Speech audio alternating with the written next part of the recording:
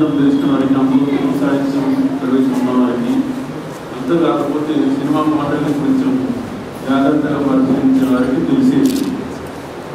కానీ ఈ మధ్యకాలంలో ఈ తెలంగాణ ఉద్యమంలో ఎవరు కూడా చూసినా కానీ నా తెలంగాణ కోటి రత్నాల విన అనగానే మనకు స్ఫూర్తించేది స్ఫురించేది దాశరథి గారు. ఒకవైపు తెలంగాణ ఎంతో వివిధమైన ప్రదేశం అనుకుంటూనే ఒక దేవభావాన్ని గురి కాకుండా కోటి రత్నాల వీణనగానే ఇంత పెద్ద ధైర్యం వచ్చింది. అట్లా ఎంతో సాహసాన్ని నింపిన ఆ సత్యవాక్యమేనండి, లేకుంటే ఒక మంచి స్లోగన్ అనుకోండి, అది మనకు అందించిన మహానుభావుడు దాశరథి గారు.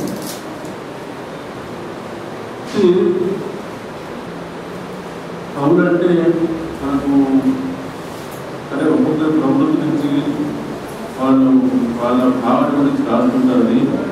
అందులో సమాజానికి ఉపయోగపడేది ఎంత, వాళ్ళ భావాన్ని కేవలం వ్యక్తీకరించి పద్య రూపంలో వచ్చిందంత అన్నది తెలియదు చూసుకుంటే కొన్ని విధమైన అభిప్రాయాలు కలుస్తాయి. దాశరథి గారికి వచ్చేసరికి సామాజిక జీవితాన్ని, అందులో తెలంగాణ జీవితాన్ని పడబట్టి అందులో ఏమి మాత్రం నిర్భయంగా, అది ఏమాత్రం భయం లేకుండా, సంకోచం లేకుండా భావాన్ని నిర్మించిన మహామేధావి గొప్ప కవి దాశరథి గారు. దాంట్లో ఉదాహరణ ఏంటంటే, ఇప్పుడు ఈరోజు కార్యక్రమం విషయానికి వస్తే మాకు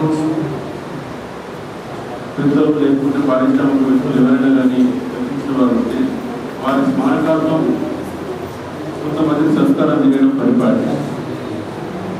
అంటే సంస్కారం చేసే వాళ్ళు ఎవరి పేరైతే సంస్కారం జరుగుతుందో వాళ్ళకు వాళ్ళ జీవిత విధానానికి ఏమైనా సామీప్య సంబంధం ఉన్నదంటే చాలా సమయాల్లో కొంచెం మనకు సామీప్యం కనపడదు. సరే, సత్కరించే వాళ్ళు ఒప్పుకోవాలి, కానీ ఎవరి పేరునైతే సత్కరిస్తున్నామో వాళ్ళ జీవన శైలికి వీళ్ళ జీవన శైలికి కొంచెం అందుబాటు ఉండదు. ఈరోజు విషయానికి వస్తే జలంధర్ రెడ్డి గారు ఆయన దాశరథి సాహిత్యం గురించి ఆయన చేసిన కృషి బహుశా ఎవ్వరూ చేయలేదు.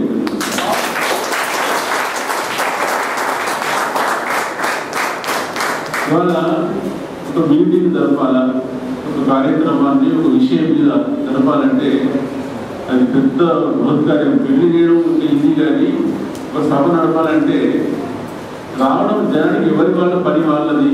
పోనీ పనిగా మొదలుపెట్టు వస్తాం, వచ్చిన తర్వాత అసలు ఎవరెవరో వస్తారో, ఏం మాట్లాడతారో, మనకి ఏం ఉపయోగపడుతుందో. అది ఒక గంట సేపు సభ అయితేనే ముందు గంట మొదలైనప్పుడు సగం ఖాళీ నిండుగా హారుంటే పూర్తిగా అయిపోయేసరికి ఇంకా సగం ఖాళీ అయిపోతుంది.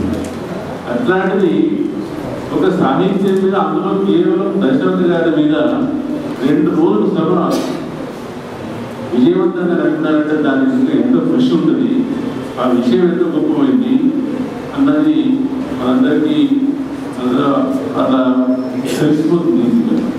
గత సంవత్సరమే 2 రోజులు అందులో సాహిత్యంలో ఉద్దండులు అనేవారు ప్రతి ఒక్కరు కూడా వచ్చి మాట్లాడి, అది వారు లెఫ్టిస్ట్లా రైటిస్ట్లా మధ్యలో సాహిత్యవేత్తల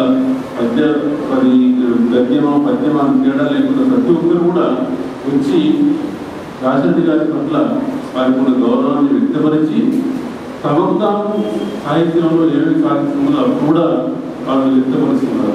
ఆ ఘనతంతా జలంధర్ రెడ్డి గారికి పోలీసారు. వారికి ఇవ్వడం ఉన్నది. ఇటు చూస్తే వృత్తిరీత్యా తెలుగు పండితులు, తెలుగు లెక్చరర్, దాశరథి గారికి కూడా తెలుగు సాహిత్యంలో ఎంతో ఉన్నత శిఖరాలు అధిరోహించిన వ్యక్తి. వారి సేవా భాగ్యంతోనే ఈయన కూడా చూసుకున్నాడు, ధరించినాడు. అలాంటి చూడాలంటే అంతకంటే అంతర్భోజితం మనకు ఎంతో కనపడుతుంది. అలా ఎంత ఇప్పుడు సాహిత్యంలో ఎంత పెద్దవాడికి ఇచ్చినా కానీ అది గౌరవే. కానీ జలంధర్ రెడ్డి చేసిన కృషికి ఇది పూర్తి ఫలితం కూడా కాదనుకోవచ్చు. ఎందుకంటే ఆయన పుస్తకాలు తీసుకొచ్చి వాటిని మనము ప్రస్తుత సమాజంలో భాషా విషయం అందులో వస్తే ఇంకా ఈ సాంఘిక విషయాలన్నీ పక్కన పడిపోయాయి. ఎవరు చూసినా కానీ ఏ మోడల్ కొత్తలో వచ్చింది, సెల్ ఫోన్ కొత్త మోడలా, కార్ కొత్త మోడలా, లేకుంటే ఫ్రిడ్జ్ కొంటే టీవీ ఇస్తారా, ఇవన్నీ ఇదే డిస్కషన్ తప్ప, లేకుంటే ఏమైనా పిల్లల విషయాలు మాట్లాడుకోవచ్చు. పిల్లలు అమెరికాలో వీళ్ళు ఇక్కడ వాడేది అంతేగాని ఈ సాహిత్యంలో మన పక్కదారి గురించి ప్రకృతి ఏంటి, దేవుడు ఏంటి అంత ఏమి లేకుండా అయిపోయింది. ఒక యాంత్రికమైన జీవితంలో దాన్ని అన్ని విషయాల్లో పరిశీలించి మనం ముందుతారంటే అది చాలా గొప్ప విషయం. ఉదాహరణ చూడండి, దాశరథి గారి పద్యాలు కేవలం తెలుగు సాహిత్యంలో సీస పద్యాలు తిరగీలు అయ్యే కాకుండా ఉపాయాలు అంటే పార్సీ అనే దాంట్లో తీసుకున్నాయి కూడా మంచి ఇప్పుడు జీవితం యొక్క పరమార్థం ఇది తెలుసుకుంటే మనకి విడిసిపాటుంటాం. అవును, మనకేంటంటే ఏదో కొంత వస్తుంది, ఏదో కృషి చేసినా కానీ ఏదో కొంత సంపాదించుకుంటాం, లేకపోతే మన చుట్టూ 10 మంది కంటే కొంచెం పైన కనిపిస్తాం. అంతపాటితోనే విడిసిపాటుతోనే నేనే గొప్ప, ఈ పక్కన వాళ్ళని ఎందుకు పనికిరారు, ఈ ప్రపంచం అంతా నా ముందే అన్నట్టు. కానీ అంటారు మట్టి అంటిందని స్నానం చేస్తాం, పాపం అంటిందని దానం చేస్తాం, మనిషిని ఆకరణ తనలో దాచుకునేది మట్టి అనే మాట మనం.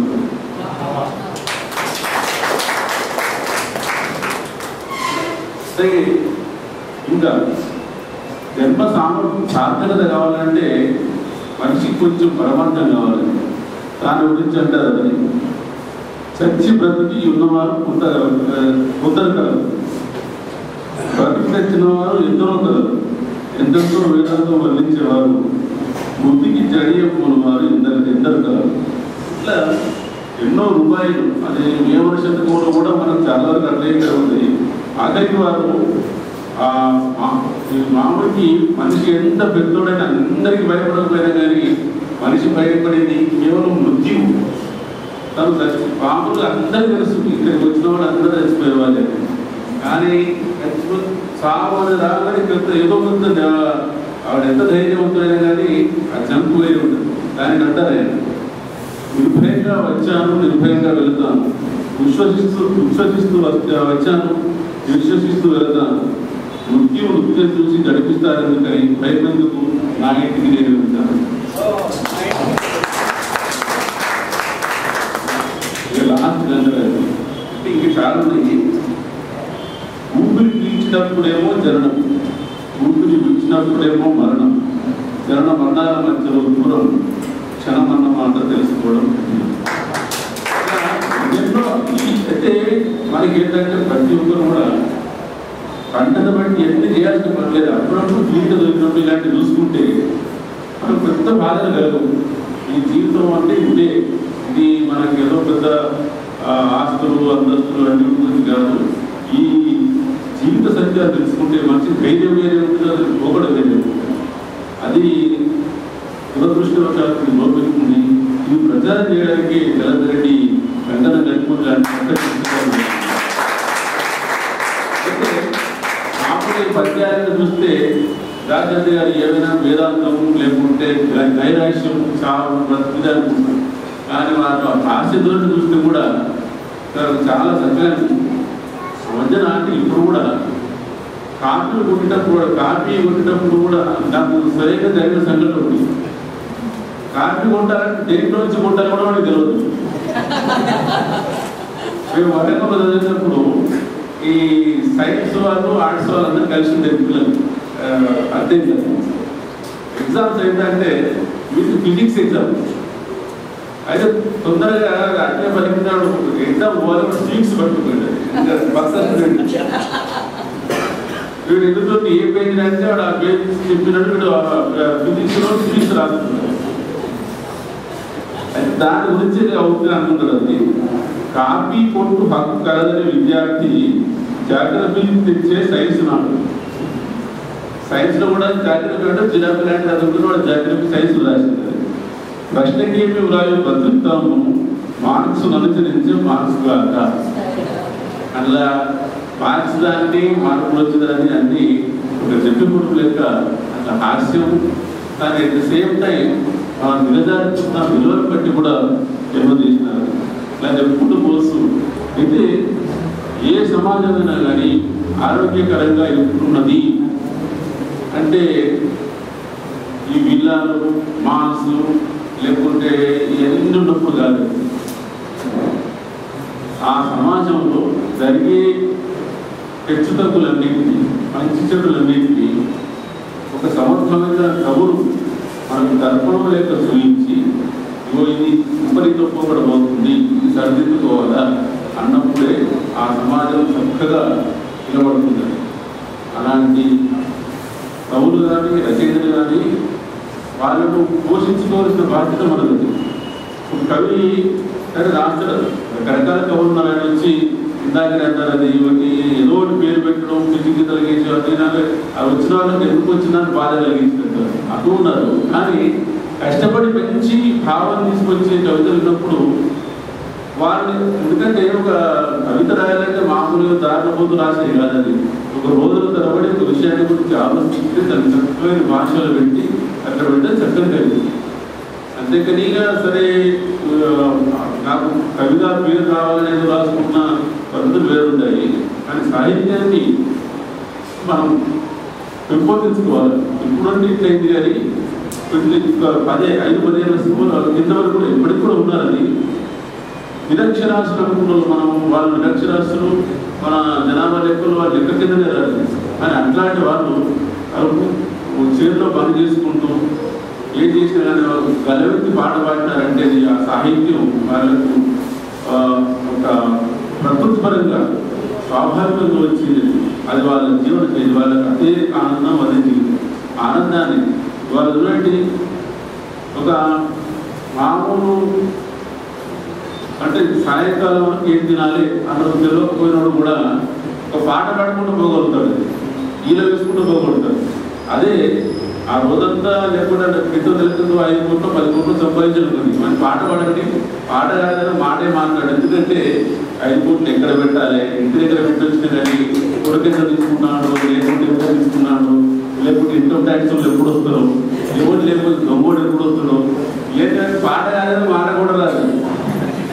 అందుకని జీవితం అన్నదట్లా ఒక మనం ఏది సుఖవంతమైందో ఏదైనా మనం నిర్వహించుకునే వస్తుంది. దానికి సాహిత్యవేత్తలు ఇచ్చిన దాన్ని బట్టి మనకు ఒక సరైన జీవితం జరుగుతున్నది. ఆఖరికి ముగించే ముందు ఒక చిన్న ఉదాహరణ ముగిస్తాను. అంటే ఉపాధ్యాయ వృత్తులు కానీ ఇట్లా వాళ్ళు ఎట్లుంటుంది సమాజం. ఒక అతను మంచి బిజినెస్ ఎస్టాబ్లిష్ చేసినాడు, 50 కోట్లు బిజినెస్ పెట్టాడు, బాగా సంపాదించినాడు. తన తర్వాత సరిపోయింది 2, 3, 7 తరాలు సంపాదించినాడు.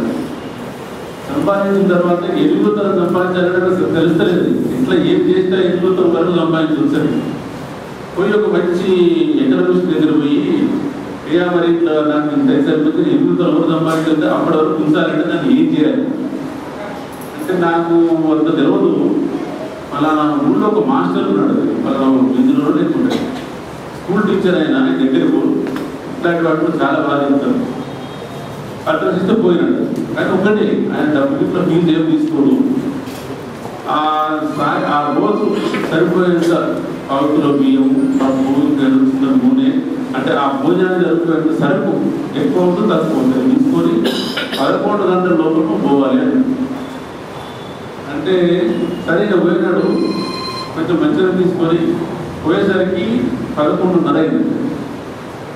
అక్కడ కూర్చున్న తర్వాత పడుకొని పోయినాడు. అది ఏంటంటే ఇట్లా అన్నది, కానీ టైం అయిపోయింది, నువ్వు రేపు రా అన్నా. రేపు రా అంటే మరి ఇంచుకోరాదు. ఇవాళ వరకు నువ్వు ఆయన ఇచ్చినాడు, భోజనం చేసిన ఎప్పటి వరకు చూద్దాం, మళ్ళీ ఇప్పుడు డైరెక్ట్ ఎందుకని ఇవాళ భోజనం అయిపోయింది నాది, రేపటి భోజనం గురించి నాకు ఇప్పుడే బాధ ఎందుకు, నీ సమస్య రేపు చూద్దాం పోన్నాను అంటే, రేపటి భోజనానికి ఆలోచించలేదు, నేను 8 తరాలు అవతల ఆలోచిస్తాను నాకు గుర్తుండదు ఏమన్నా దొరకడే కోరుకుంటున్నాను. అది సత్యాలనే ఉంటాయి. కాబట్టి మనం ఈ సాహిత్యవేత్తలు పోషించుకుందాం, ఇద్దరు చేసుకున్నాం. ఈ సంస్థ వాళ్ళు కూడా ఇలాంటి కార్యక్రమం రావడం చాలా సంతోషం. మీరందరూ కూడా నేను చెప్పింది సందర్భం ఆ సందర్భం చక్కగా మీకు